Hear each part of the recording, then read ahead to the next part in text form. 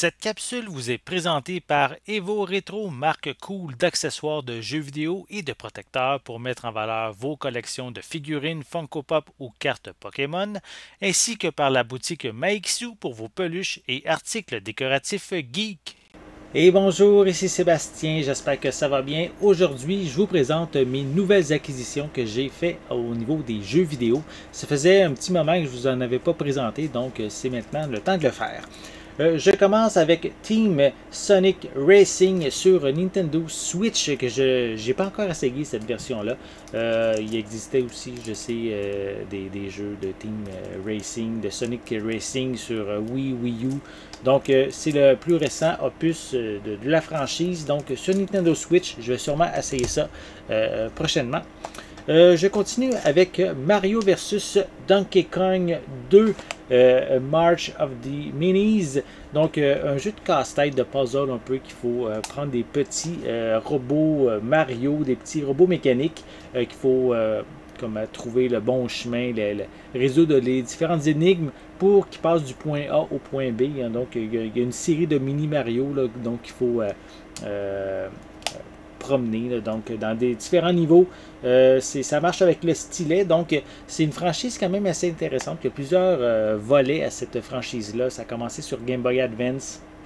Je crois que c'est le deuxième volet sur Nintendo DS. Il y a eu une version 1 sur Nintendo DSi, un sur 3DS, je crois, un aussi sur Wii U.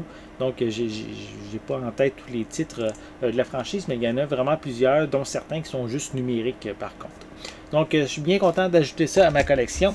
Parlant de jeux Sonic aussi que je vous ai montré sur Switch, un nouveau pour ajouter à ma collection, Sonic Generations.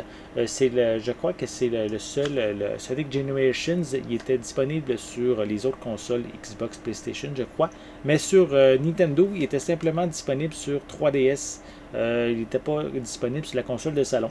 Donc, bien content de l'avoir dans ma collection. Un jeu qui mélange, je crois, un jeu de 3D. J'ai jamais essayé cette version-là encore. Donc, ça va venir éventuellement. Un autre jeu vraiment intéressant, je suis bien content d'ajouter Epic Mickey Power of Illusion. Donc, si vous aimez les jeux de Epic Mickey qui ont fait, je crois il y avait le 1 et le 2 là, qui ont fait sur Wii. Je crois que le premier était exclusif à la Wii. Le deuxième est sorti sur sur toutes les consoles. Ici, c'est comme un jeu aussi un petit peu dans le même univers dans lequel Mickey va utiliser son pinceau pour j'ai jamais essayé encore, là, donc, mais c'est un jeu en 2D comparativement, je crois, aux autres jeux qui étaient en 3D. Donc, on doit utiliser le pinceau pour peinturer les environnements du décor. Donc, bien intéressant. Vraiment hâte d'essayer ça. Un petit classique, le Super Mario, c'est Super Mario Advance 2, Super Mario World sur Game Boy Advance. Donc, je l'ai trouvé vraiment, vraiment pas cher. Donc, j'ai dit, je vais l'ajouter à ma collection. Bien intéressant, toujours bon, Super Mario World. Un autre petit jeu de plateforme très classique, The Addams Family. Donc, sur Game Boy original. Donc, bien content. Je vais essayer ça. Je ne l'ai jamais essayé, lui non plus. Et j'y vais avec mes deux jeux, on pourrait dire, les plus précieux, on pourrait dire, de mes différentes acquisitions. J'ai Aliens Thanatos Encounter, voilà, qui est un jeu qui a un peu plus de valeur pour Game Boy Color. Donc, bien hâte d'essayer également ce volet de la franchise Aliens. À la base, Aliens est une franchise de films que j'aime beaucoup, donc content de l'avoir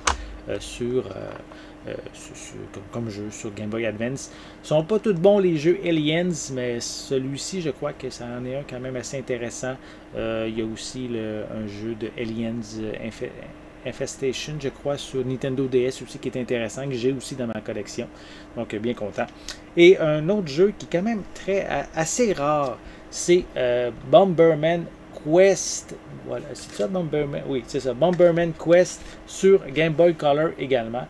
Donc, c'est un jeu, un genre de Zelda-like. Je crois que c'est le seul de ce style-là dans la franchise Bomberman. Ils ont essayé, je crois que ça a plus ou moins marché. Je suppose s'ils n'ont jamais fait de nouveau. Mais c'est un jeu quand même que j'ai bien hâte d'essayer. Donc, un style de jeu Zelda en 2D vu de haut. mais avec Bomberman, et évidemment, il utilise des bombes.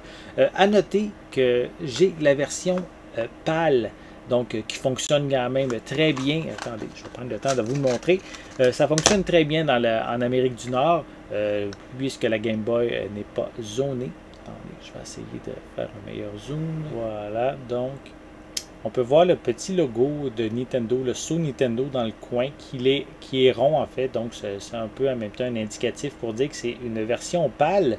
Donc, mais c'est le même jeu qu'on a ici en Amérique. Mais qu'est-ce qui est bien, c'est que comparativement à la version américaine qui est seulement en anglais, mais celle-ci est disponible en plusieurs langues, notamment l'anglais et le français, donc c'est quand même bien intéressant. Bien content d'avoir cette version-ci dans ma collection. Voilà. Donc, ça fait le tour des jeux que je voulais vous présenter aujourd'hui. Bien content de mes acquisitions de DS, 3DS, Switch, Game Boy Color et Game Boy original également. Donc, j'espère que vous avez aimé cette vidéo. Si c'est le cas, n'hésitez pas à mettre un pouce en l'air, à laisser des commentaires. Dites-moi justement parmi les jeux que je vous ai présentés aujourd'hui, lequel ou lesquels vous intéressent le plus.